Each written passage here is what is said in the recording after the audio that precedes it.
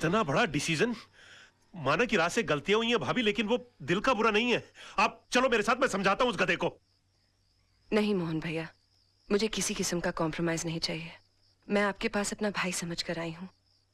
अगर आप भी उनकी तरफदारी करेंगे तो मुझे यहाँ से भी चले जाना होगा। कैसी बातें कर रही हो भाभी, ये घर तो तुम्हारा है, लेकिन चिंटू के बारे में सोचो, उसके फ्यूचर के बारे में सोचो।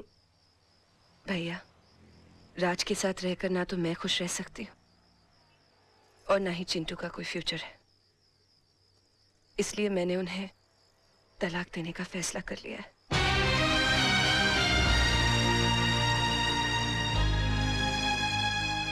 अंकल, ये तलाक क्या होता है?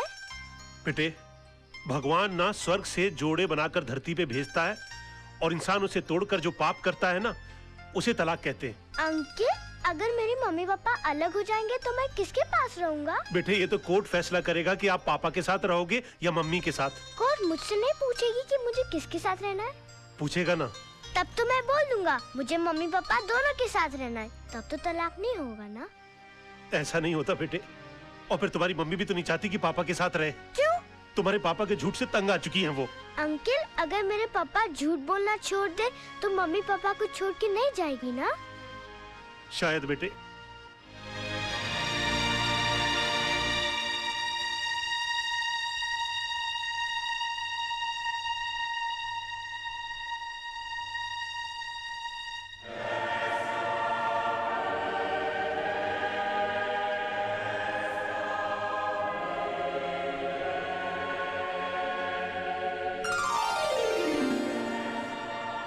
भगवान, मेरी मम्मी मेरे पापा के झूठ से बहुत परेशान है। आप चाहो तो क्या नहीं हो सकता। ऐसा चमत्कार करो कि मेरे पापा कभी भी झूठ नहीं बोले। अगर चाहे भी तो उनके मुंह से कभी भी झूठ नहीं निकले। Thank you, please. राज, आज मैं बहुत खुश हूँ क्योंकि तुम्हारी बोर बीवी से तुम्हें छुटकारा मिल गया। उठ!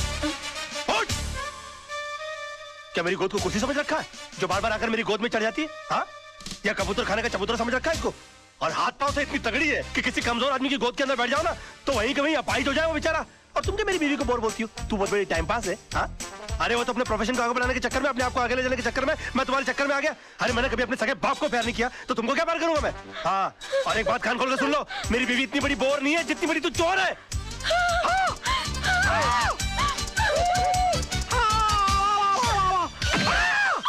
Oh my God! राज! राज!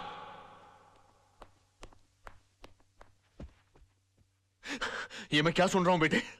तुम्हारी हरकतों से तंग आकर सोनम तुम्हें डिवोर्स देना चाहती है, लेकिन तुम तो उसे प्यार करते हो, तुम मुझे अपना गुरु समझते हो। तुमने ऐसा क्यों किया बेटे? ये सब तुम्हारी वजह से हुआ बड़ाऊ। और तुम मुझे को कोस रहे हो? बड़ाऊ? हाँ बड़ाऊ। बेटी को पाला कोसा बंगले के अंदर और उसके बाद शादी के बाद सड़ने के लिए छोड़ दिया साला चाल के अंदर। हाँ? अरे वो तो कम अकली थी, लेकिन तुमको तो अकली थी, तुम रोक सकते थे उसको। लेकिन नहीं, मैंने तुमको अपना गुरु माना और तुमने क्या किया मेरे साथ? गुरुद्वारे के बाहर हाथ में कटोरा देकर भिखारी बनाकर खड़ा कर दिया मुझे और बोले बेटा मांग भीख। बड़े दामाद को देवी चलाने के लिए कंपनी, और मुझे क्या दिया? Social service centre. कहा गरीबों की दुआ लगेगी? मेरी बददुआ का डर नहीं लगा तुझे बुड्ढे? हाँ? बड़ी बेटी की शादी के बाद रिटायर नहीं हुआ, लेकिन मेरी शादी करते रिटायर होकर भिंडी और आलू उगाने के लिए चला गया गाँव के अंदर। और याद है किस तरह से पीठ पर हाथ मारकर मुझसे कहा, हाँ, कि बेटे I am proud of you my son, I am proud of you. मेरी बेटी खाली हाथ घर से जा रही है। अरे यार, जब बच्ची के हाथ में कुछ दोगे नहीं तो खाली हाथ ही जाएगी घर से। इतना भी नहीं कि महीने 2 महीने का खर्चा दे देते, लेकिन ना, कहा कि मेरी सारी चिंता दूर होगी। अरे अपनी चिंता जब दूसरों को दे दोगे तो खुद की चिंता तो दूर हो जाएगी ना। 2 बेटी पैदा कर सकते हो, 2 घर दमाद नहीं पाल सकते थे।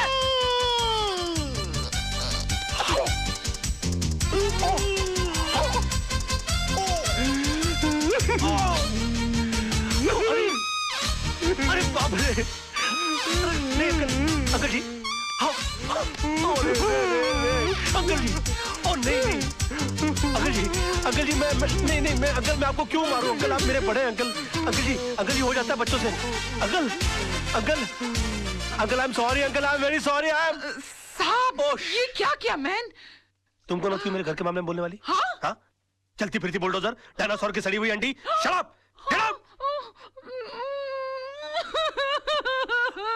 Oh, I'm sorry, Tisa baby. I'm so sorry. Dinosaur, Anna, तुम लोग अपना काम करो।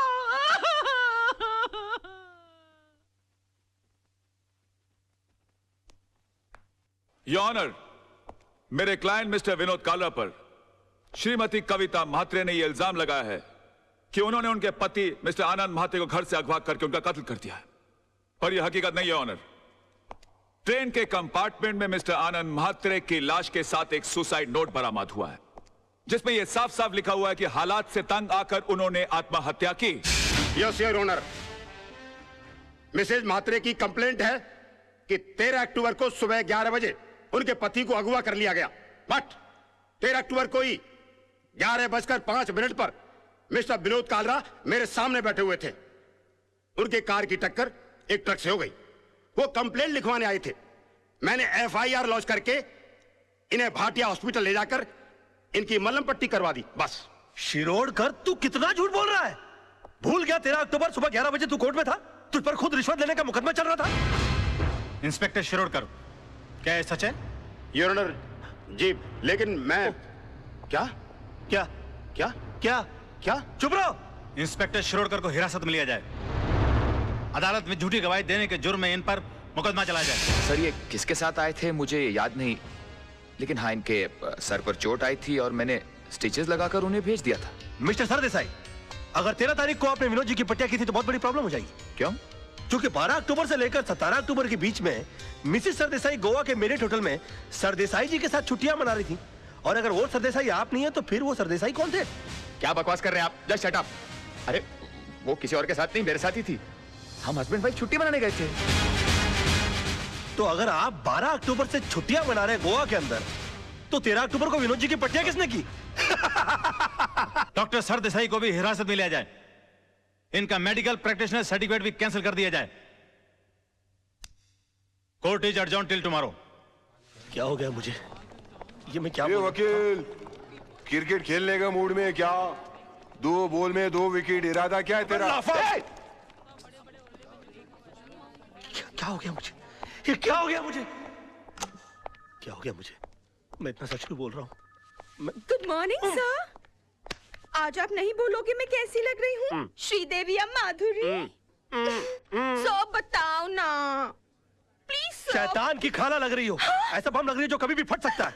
तुम बुर्का पहनकर क्यों नहीं निकलती हो? तुमको मालूम है बच्चे लोग देखकर कितना डर जाते होंगे? No, I am not mean. तुम बैठी हो तो ऐसा लगता है जैसे कोई भैंस पानी में बैठ गई हो।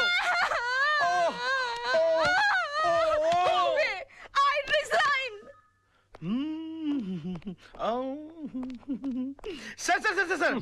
सर मैं कैसा लग रहा हूँ?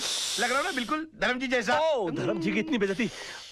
अबे तू धर्मेंद्र नहीं, तू बंदर लग रहा है। चलते फिरते कुरमुरे की गोनी, दिन भर डुक्कर की तरह खाता रहता है। एक दिन फुग्गे की तरह फट जाएगा। सड़क पर तेरी लाश पड़ी होगी, उठाने के लिए कुली बुलाने पड़ेंगे।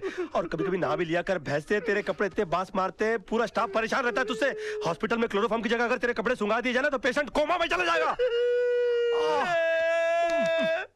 अबे पेट मत खींच। पेट खींचने के बावजूद तेरा पेट बाहर रहता है। मुर्दे के बाल काट देने से उसका वजन हल्का नहीं हो जाता। मैं क्या बकवास कर रहा हूँ? मैं क्या बोल रहा हूँ? मेरे कंट्रोल में। अबे तू कंट्रोल में आ जा वरना तुझे काट के फेंक दूंगा मैं। डार्लिंग, सोना, लव, माय बेबी, तुम यहाँ क्या कर रही हो? तुम चली जाओ ऐसे। आज के दिन मुझसे कोई नहीं मिलेगा। प्लीज प्लीज तुम चली जाओ ऐसे। मैं तुमसे बात करने नहीं आई हूँ। मैं सिर्फ इतना पूछने आई हूँ कि तुमने डैडी से ऐसा क्या कह दिया कि उनका BP लो हो गया, उनके लिए डॉक्टर बुलाना पड़ा। ओहो, तो बुड्ढा बच गया। हाँ? मैंने तो सोचा था कि अब तक निकल लिया होगा। क्या बकवास कर रहे हो? बकवास नहीं, मैं सच बोल रहा हूँ। मैंने तो उनसे भी साफ साफ कह दिया कि मैंने उनके नाम और दौलत के चक्कर में तुमसे शादी की थी। हाँ, तुम्हारे पीछे मैं लट्टू बनकर इसलिए पड़ा हुआ था। तुम्हारी गाड़ी के सामने मैं झूठ मूठ कूदा था। मगर तुम इतनी बेवकूफ लड़की हो कि इतना छोटा सा झूठ नहीं पकड़ पाई। तरबूज में कान नाक मुंह फिट किए हुए तुम्हारे बाप की शक्ल की इंसान की मैं पूजा करता रहा, ये सोच करके वो मेरी जिंदगी की छतरी बनेंगे। मगर तुमने मेरे सर से छपराई गुल कर दिया। सम्मान और खुदारी के चक्कर में तुमने मुझे मदारी बनाकर छोड़ दिया। सॉरी सोना, मुझे माफ कर दो सोना, मैं क्या करूं? मेरे मुंह से सच ही निकल रहा है। तुमने बोल लिया ना, मैं अपना जवाब कोर्ट में दूंगी।